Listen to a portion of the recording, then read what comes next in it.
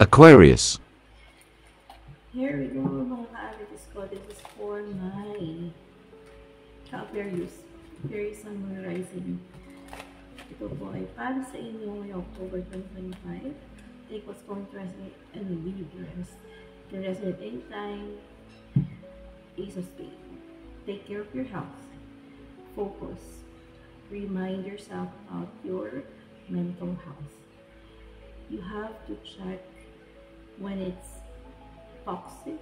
Too much toxicity can cause you physical illness, or when you're getting too distracted, can cause you a big problem. Okay? 10 of love. At napakarami mong iniisip. Okay?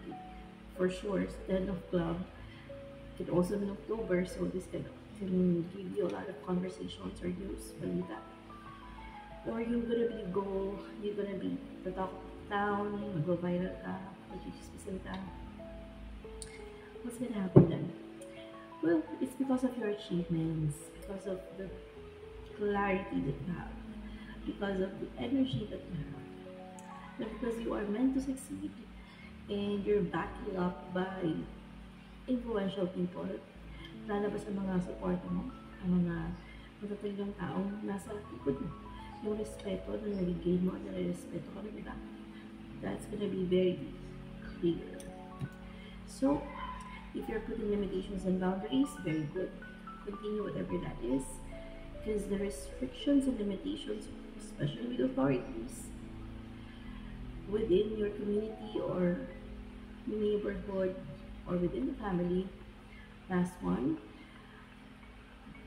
without you doing anything,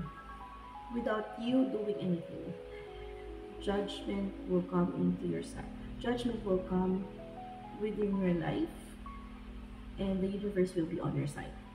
Okay. So this is your tarot card.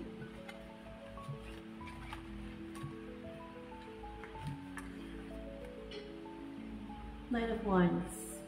Your responsibility and obligations for the minute, pero because of your patience and virtue, you will definitely shine.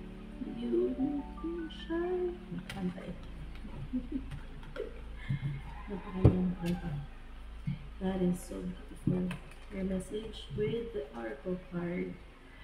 Your solar plexus, your corona, yung iyong wisdom, will bring you material harvest. You'll have more money. Letting go of your emotional pains and grudges will bring you to a more flourishable, stable, fulfilling family life. And the fairies are memorizing your message. Oh, my father, you are very wise and continue being wise, especially having partners to avoid deception.